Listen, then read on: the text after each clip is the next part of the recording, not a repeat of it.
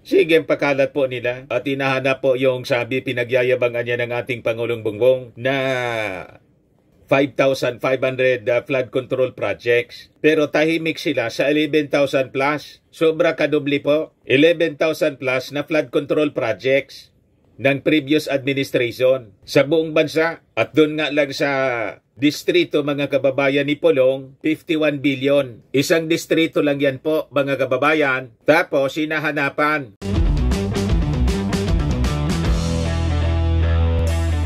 Ito naman po yung bago naming product na binibenta online. iGlow Serum, whitening po siya. Tingnan ninyo yung epekto sa aking anak na architect before and now. Yung mga inquiries po ninyo, dumiretso na lang kayo sa kanyang Facebook account, Riz Maravillas. Yung Akbayan Party List, mga kababayan, Party List Representative, hindi na makatiis. Sinupalpal na po si Atty. Harry Roque. Kasi si Atty. Harry Roque, mga kababayan, habang nagtatago, patuloy na pugante, nagtatago sa Congress, sige po ang post, walang tigil pa rin sa pag-atake. Ngayon, yung kanyang binabanatan po, yung mga flood control projects ng ating gobyerno. Pero sabi nga natin, mga kababayan, tahimik siya sa flood control project ng kanilang administrasyon. Kini-question ni Atty. Roque yung mga flood control projects ngayon. Mas marami yung flood control projects po ng previous administration kasi 6 na taon sila, 11,000 plus. Yung ating administrasyon, 3 years pa lang, 5,500 plus yung nireport ng ating Pangulong Bongbong Marcos. Kaya sabi po ng Akbayan, tulungan niya yung kailangan. Tulong ang kailangan ng ating mga kababayan, hindi yung kakupalan mo.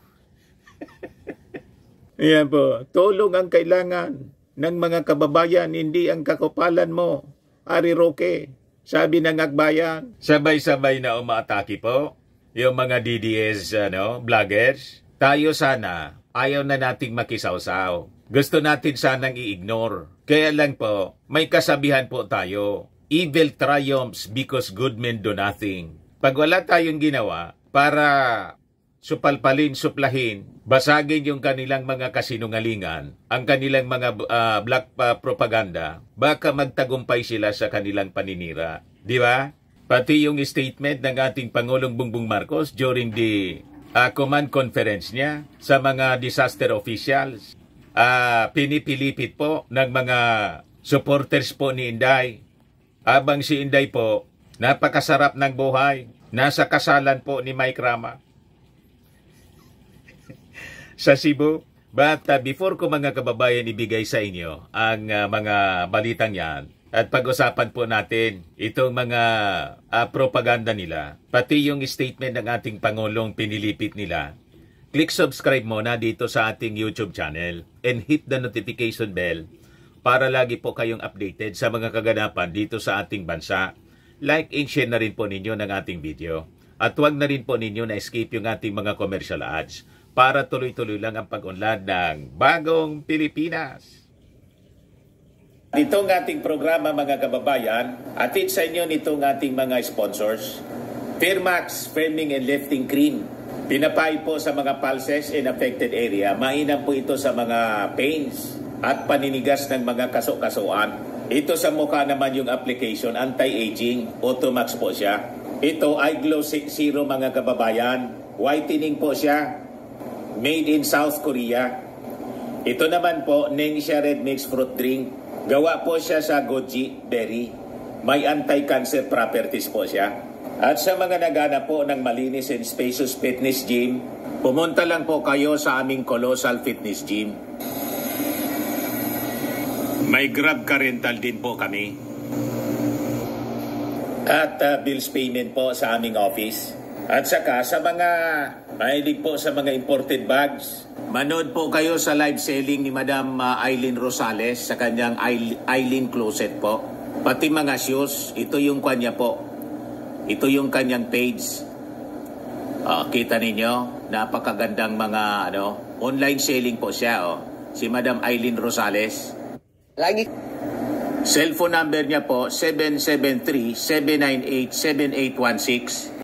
Balik tayo, mga kababayan, dito sa paninira po ni Harry Roque. Basagin natin po. Sabi ko nga kanina, ako sana, ayaw natin ng ganito. Kasi kami dito sa Albay, sa Bicol, pag panahon po ng calamities po, siniset aside yung politika. Kahit nga po yung mga magkakakontra sa partido dito sa amin, nagtutulong-tulong. Kaya lang po, pag tinignan mo yung social media, puno ng mga paninira. Walang pinipiling panahon. Itong mga supporters ni Inday, mga vloggers niya, kahit sa gitna ng calamity, politika pa rin yung kanilang pinagkakaabalahan. Alangan man pabayaan natin po. Di ba? Patulan natin, mga kababayan, para hindi mamihasa. O ito na nga po ang ginawa ng Akbayan Party List. Sinupalpal po si Atty. Harry Roque. Ito yung post ni Atty. Harry Roque. Bicol, stay strong. 9.4 billion po ang flood control project sa inyo noong 2023. Sige, pakalat po nila. At hinahanap po yung sabi, pinagyayabangan niya ng ating Pangulong Bongbong na 5,500 flood control projects. Pero tahimik sila sa 11,000 plus. Sobra kadubli po. 11,000 plus na flood control projects ng previous administration sa buong bansa. At doon nga lang sa distrito, mga kababayan ni Pulong, 51 billion. Isang distrito lang yan po, mga kababayan. Tapos, hinahanapan ng flood control ang buong Bicol, 9.4 billion po sa buong Bicol. Napakalaki yung Bicol region. Ikumparar mo sa isang distrito ni Pulong na 51 billion.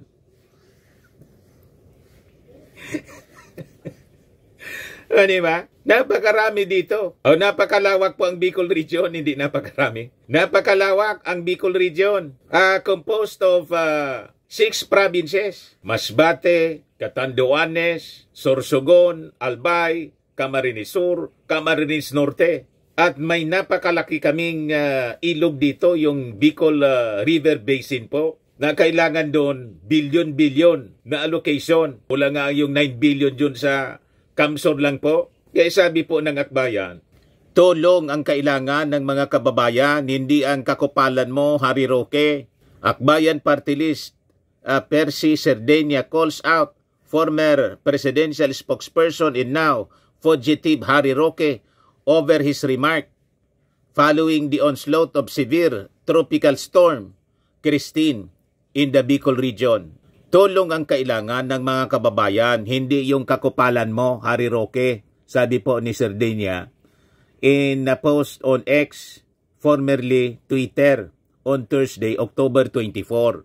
In a Facebook post, sabi ni Atty. Harry Roque, Bicol, stay strong. 9.4 billion po ang flood control projects sa inyo noong 2023. Hindi na kayo nahiya. Napakaliit na budget ang 9.4 billion sa laki ng aming lugar. Buong Bicol region composed of 6 provinces. As compared kay Pulong, isang distrito lang, 51 billion. Yung district lang niya, Davao City, 51 billion.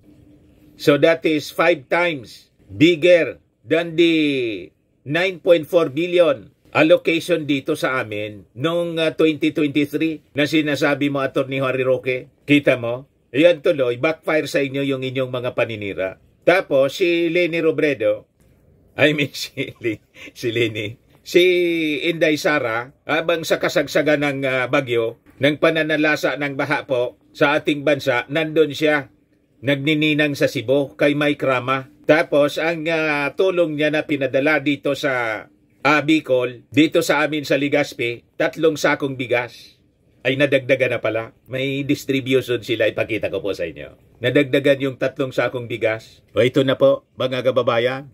Office of the Vice President of the Philippines, 13 hours ago. Nadagdagan po. May isang ban, mga kababayan. Tingnan natin kung ilan yung loob, mga kababayan. Kasi mga tao na nga nasa loob. Isa. Wala man yatang pangargang bigas na marami. Mga tao yung nasa loob, Office of the Vice President. 3 uli. 3 uli, mga kababayan. Ito na yung pinamigay nila. 3. Jasmine rice, galing sa Robinsons. Ito hindi man po ito, mga buhangin ito po. Construction site, mga buhangin. O yan man lang po. Oh. Pinos ng supporter nila na si MJ Kiambao Reyes. Dito ito sa amin. Ayan o. So bali 6 na kasi kahapon may 3 sako. Ngayon another 3 sako. 6 na sakong bigas. Yan ang pinagyayabang ninyo, pinagmamalaki ninyong tulong. Yan o. Sabi dito, relief operation sa Albay, Christine. Patuloy na pagtugon ng Office of the Vice President sa mga nasalanta ng Bagyong Christine na mahagi ang mga kawani ng tanggapan ng TIG sa 10 kilong bigas ngayong araw, October 24, sa pamamagitan ng OBP Bicol Satellite Office na ipamahagi ang mga bigas na sa mga responders ng PNP, 2nd Albay, Provincial Mobile Force Company. Bakit ang tinulungan ninyo yung PNP? Di ba? Ang dapat ninyong tulungan po, yung mismong mga residente sa barangay. Bakit yung responder ang tinulungan ninyo?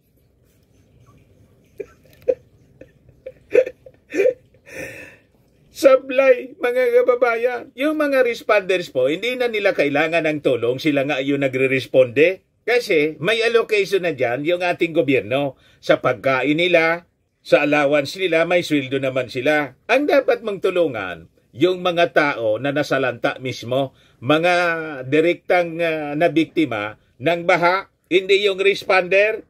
Yan o, sabi dito. Sa pamamagitan ng OBP Bicol Satellite Office na ipamahagi ang mga bigas sa mga responders ng PNP 2nd Albay Provincial Mobile Force Company na mahagi rin ng tulong sa mga construction workers sa 2 construction sites sa Barangay Rawis, Legazpi City. Samantala kasama sa mga nakatanggap ang ilang residente sa Barangay Lapu-Lapu at PNR, Pinaranda sa Legazpi City at Barangay 3 sa Kamalig. Ang nakatanggap rin ng sako ng bigas. Sako lang. Nabigyan rin ng tulong ang mga apektadong mag-aaral ng Bicol University College of Nursing. Wala man picture, mga kababayan. Bakit yung mga mag-aaral ng Bicol University College of Nursing ang pinunta ninyo? Pumunta kayo sa barangay na nasalanta. Tapos pumuntang Kamalig, wala mang picture. May binigay daw na sako ng bigas. Baka walang laman, sako lang. Kasi yung nasa picture, kung totoong namigay kayo, dapat tambak na mga ayuda. Sako-sako dapat. Kung isang truck, di isang truck. Kung isang van, tulad ng service ninyo, isang van, di dapat puno. Iwala man laman po yung van. Ayan po. Ang laman ng van po, mga pasahero, yung mga volunteer siguro nila o mga empleyado sa satellite office. Oh. Wala man laman, oh. Pasahero, dapat sako-sakong bigas, puno sana ito ng ayuda. Tapos, i-report ninyo, milyon-milyon yung binigay na aid.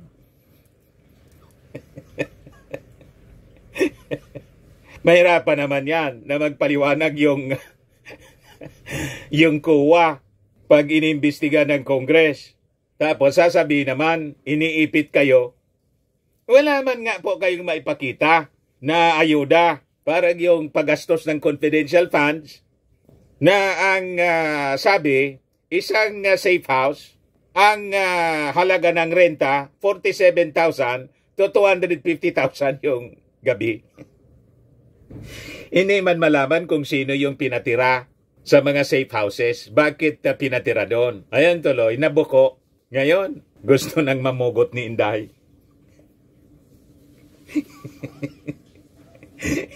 O, di ba, mga kababayan? Pero yung sinisiraan nilang administrasyon, aktibado po. Very active po. Pati yung statement ng ating Pangulo, pinilipit nila para siraan lang yung ating Pangulo. Sinasabi nila, hindi napaghandaan yung pagdating ng onslaught ng Christine. Kahit maganda po tayo sa grabing ulan na binagsak po, karamihan po sa mga binaha, dati hindi man binabaha, buong Naga City, binaha. Hindi man po buong Naga City. Imagine, pati SM, pati yung cathedral po, pinasok ng baha.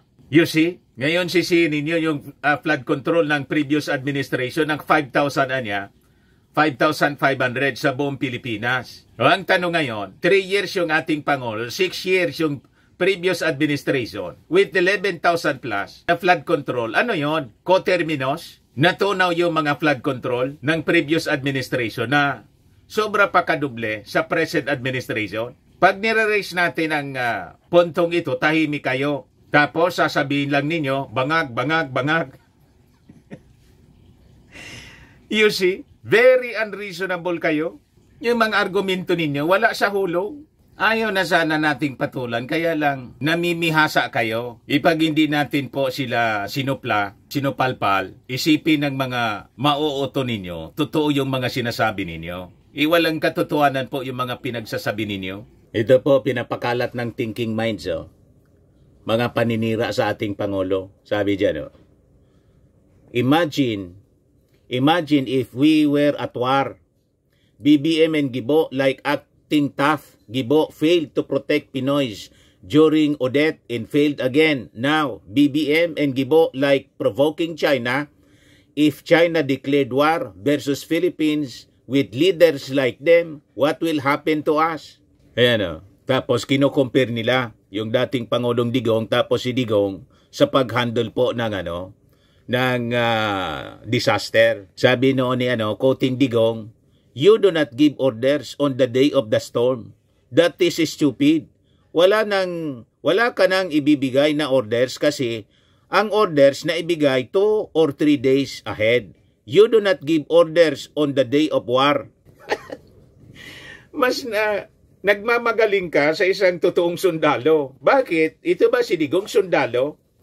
Ang mga generals ba, mga kababayan, or even the president, during the war, hindi po nagbibigay ng order? Bakit hindi ninyo itanong kay Prime Minister Netanyahu? May advance planning, may advance order, pero hindi na nangahulugan on the day of the war, hindi na magtatago na lang yung Pangulo. Yung Prime Minister, hindi na po magsasalita kasi naibigay na yung order. Mas qualified naman po sa ganong mas credible na magsalita yung ating Pangulo kasi po isang sundalo. Binigyan nila mga kababayan ng masamang kahulugan yung sinabi ng ating Pangulo. Yan sabi ng ating Pangulo, "I'm feeling a little helpless here.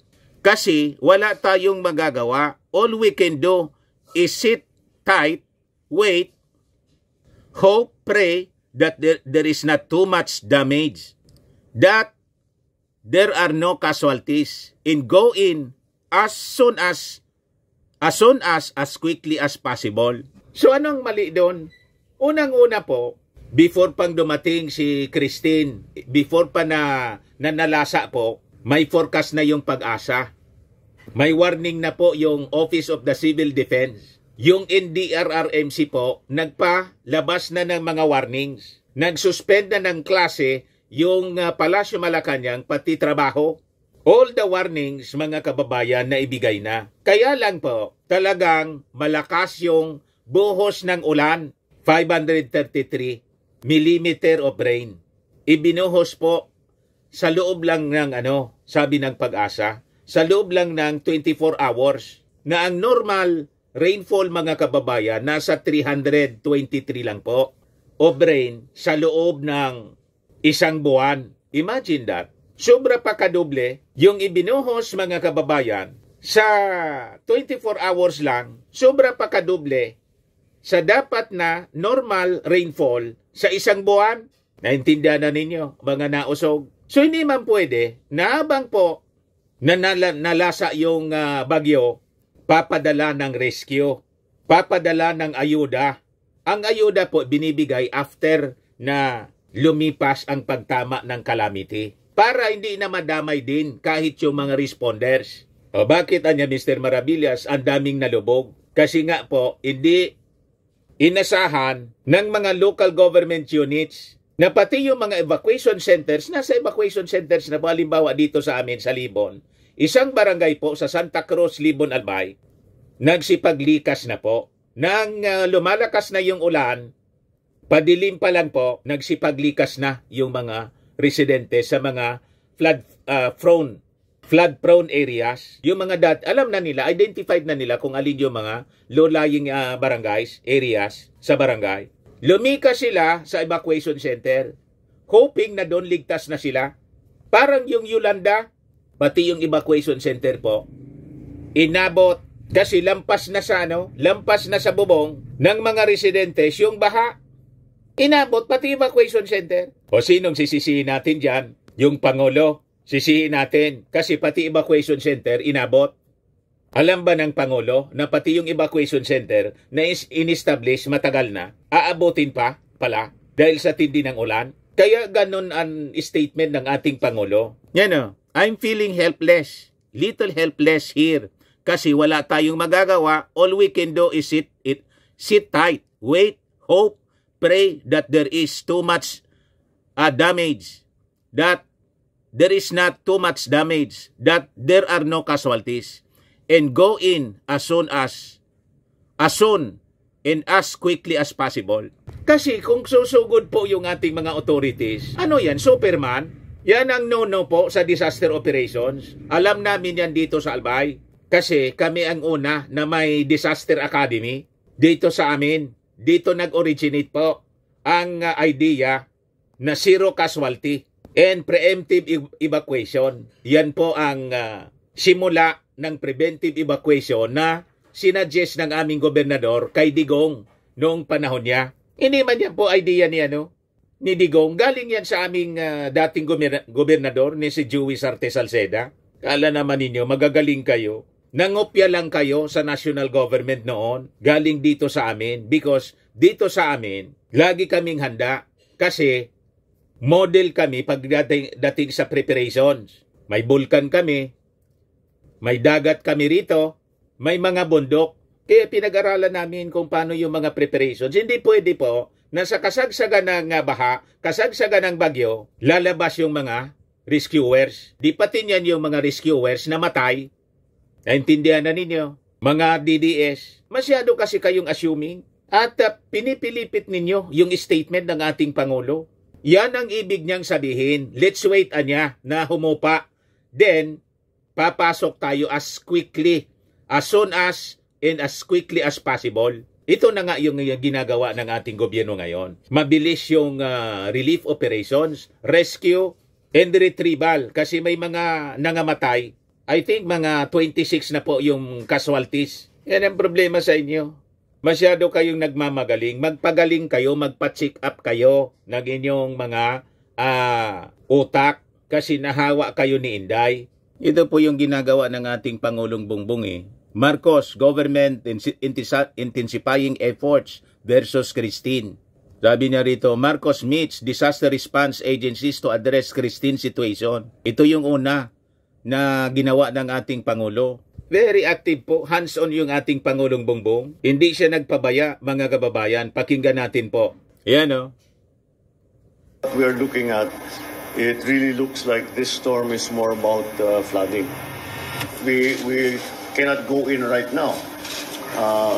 Maybe parts of Bicol, baka maumpisahan na natin. Before pa yan na tumama, yung bagyong Christine. Makapag-report na mabuti kung ano yung sitwasyon. But the point right now is that the storm is actually still off of our coast. It's not yet hasn't made landfall yet. So the worst is yet to come, I'm afraid. That's all prepared. That's just all prepared. So that the minute that we get the signal that it's okay to go in, we'll all be able to go in. The airlift will go in first. And then once the public works has been able to open at least the main thoroughfares, then everything else will go in. Health will go in, the relief goods will go in to alleviate the effects to especially first to the population. And then afterwards we will take care of all the other infrastructure, the power, the roads.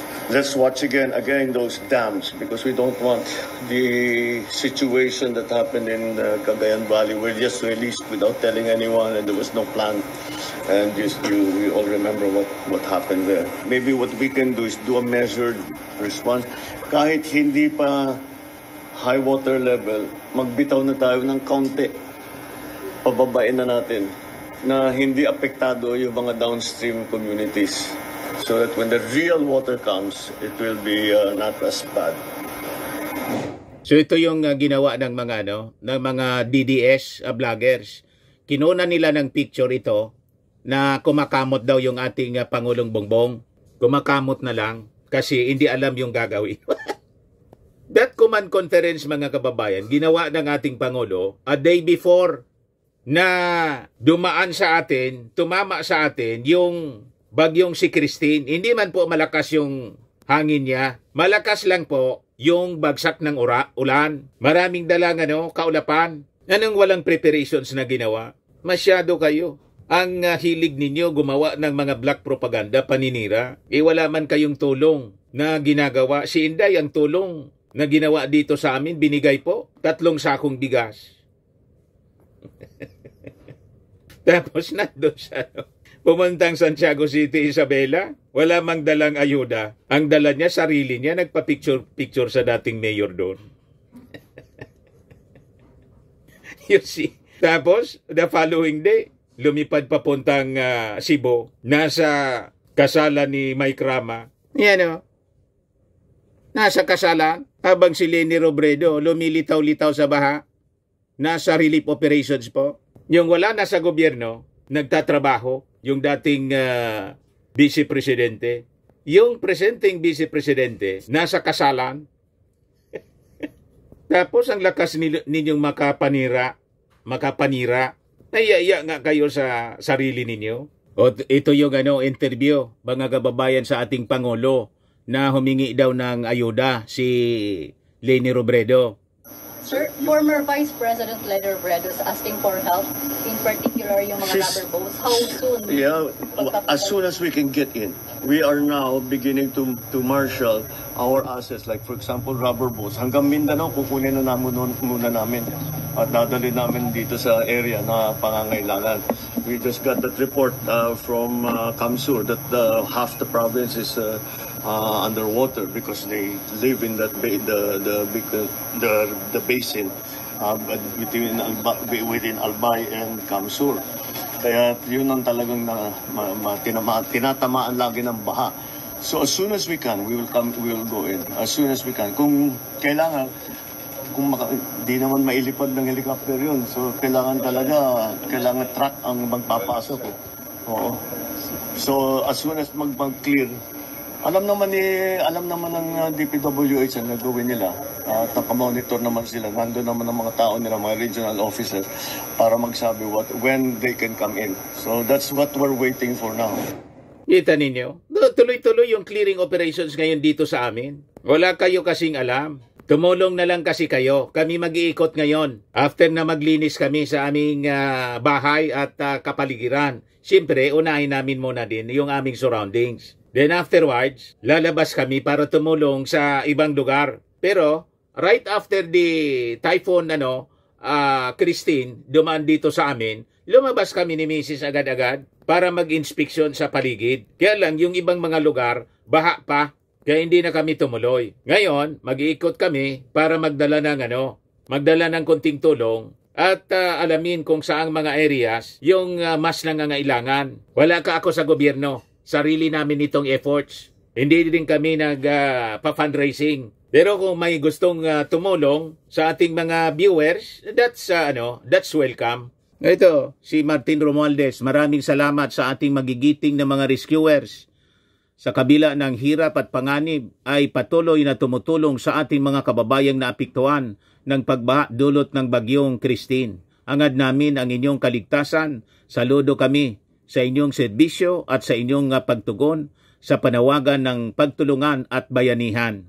Padala kaagad sila, mga kababayan, ng mga rescuers sa kaayuda po at hindi 3 sakong ayuda. Truck po. Yan si Martino, busy. Hindi 6 na volunteer, kundi daan-daang mga volunteers, mga kababayan. Yan sabi ni Speaker Martin, at least 411 million pesos aid for Typhoon Christine victims. Malinaw ang direktiba ni Pangulong Marcos, walang pamilyang Pilipino ang maiiwan sa pagtulong ng pamalaan sa mga nasalanta ng Bagyong Christine. Ito ang pangako natin sa sambayan ng Pilipino, lalo na doon sa mga matindi ang naranasan sa kalamidad. Rest assured that we will not stop at relief operations. We will push for sustainable recovery programs that will help these communities rebuild their lives. Yan po, si Martin Romualdez. O ito si Erwin Tulfo. Erwin Tulfo donates 1 million for Christine Relief Ops. Links up with Robredo, Angat Buhay. Asa na yung mga senador na iba? Asa na? Asan si Bato, si Bongo? Asa na yung mga maiingay sa Senado? Iniintay kayo ng ating mga kababayan. Parang tahimik kayo po. Maingay lang kayo pagdating sa pagsuporta kay Pacquiao. Doon, matik yung inyong pagsaklolo. May statement kayo at may personal na pagsaklolo. Pinupuntan pa ninyo doon sa Davao. Ngayon, nasaan kayo? Buti pa yung Angat Buhay ni Leni Robredo. Very active. O ito yung aking anak na architect, si Riz Maravillas. Nakipag-coordinate na rin sa Kiwanis Club para sa bayanihan. Yan Yan po, kami dito, tulong-tulong.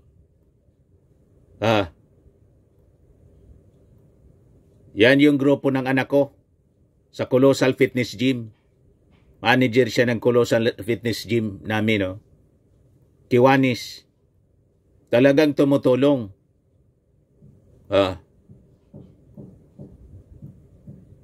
Yan yung unang pagtulong nila, mga kababayan. May mga susunod pa. Kasi nag-meeting sila ngayon. Kiwanis. Mabuhay kayo sa Kiwanis. Grupo ng aking anak, Riz Maravillas. Let's go, sabi niya. Marami pang matutulungan ang Kiwanis Club of Mayon. Let's go. Member siya ng club na yan, mga kababayan. Lagi silang tumutulong. Kahit walang bagyo.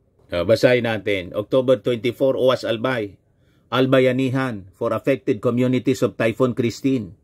A heartwarming display of community solidarity as yapak ng pangarap, Kiwanis Club of Mayon, Bicol University Student Council, and VCOM Food distributed food packs in the municipality of Owas following the devastation. Volunteers worked tirelessly to provide hot meals, fresh bread, clean water, and donated clothing to families in need, alleviating stress and addressing urgent food shortages. Albayanihan is a dedicated donation drive focused on supporting communities affected by Tropical Storm Christine throughout the Bicol region. Mas marami pa yung naibigay ng Kiwanis kaysa sa ayuda ni Inday.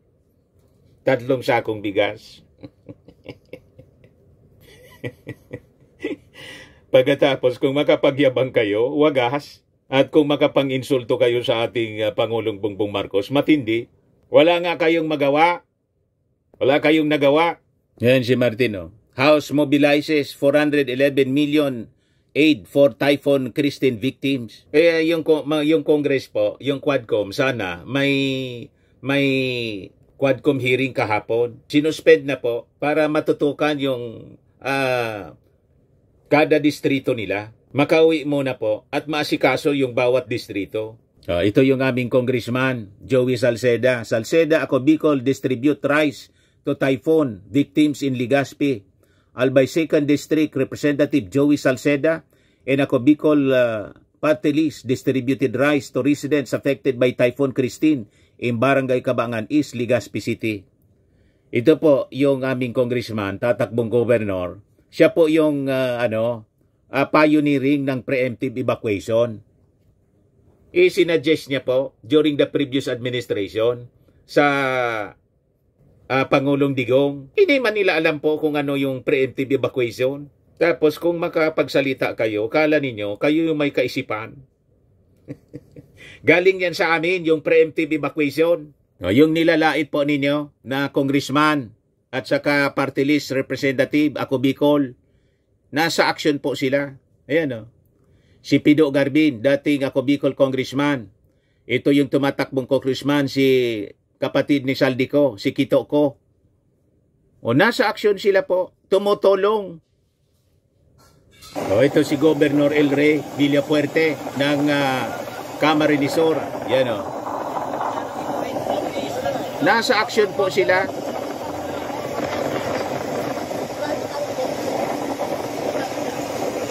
Tapos pinakalat ng mga DDS vloggers na nasa Siargao daw, nagpapasarap sa buhay. Kasagsagan ng Christine. Yan po, pinakalat nilang picture. Yan. Spotted mag-amang gobernador at congressman na Luigi at El Rey Villapuerte ng Camarines Sur, malungkot na stranded sa Siargao dahil sa bagyong Christine. Yan po yung pinakalat na picture. Yes, sabi ni El Rey. Wala man anyang katotohanan na na-stranded kami diyan sa Siargao. Ito yung report kahapon. Camarines Sur 2nd District Representative El Rey Villapuerte dismissed allegations circulating on social media that he and his son Governor Luigi Villapuerte were stranded in Siargao while Typhoon Christine ravaged the province. Fake news anya. Ngayon anyang panahon ng kalamidad, dapat lahat nagtutulungan at nagkakaisa. Pero ang mga desperado at sinungaling sa kalaban namin, nagkalat ng fake news, sabi ni Villapuerte, denying he and Governor Luigi were in Siargao during the typhoon. Nilinaw niya na yung mga photos niya being shared were from a previous event in Siargao over the weekend before the storm hit, in that all participants, including Sangguniang Kabataan members, had returned to Camarines Sur by Monday, sabi po ni Villapuerte. Villapuerte criticized their opponents for spreading lies and highlighted the relief and rescue efforts led by his family. Yan po si El Rey, oh. Nasa rescue effort sila. Oh.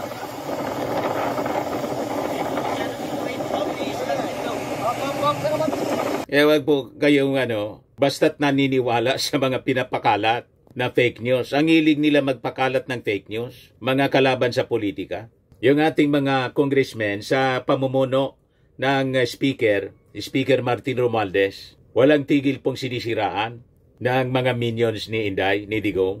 Tuloy-tuloy po sila sa relief operation. Yan o. MR Martin Romualdez, tsaka ako Bicol. Yan o.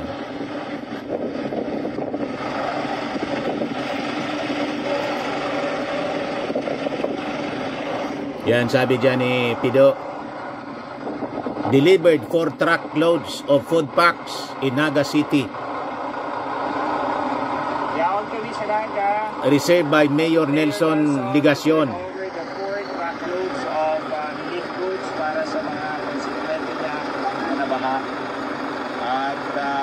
Kami po, myself, in behalf of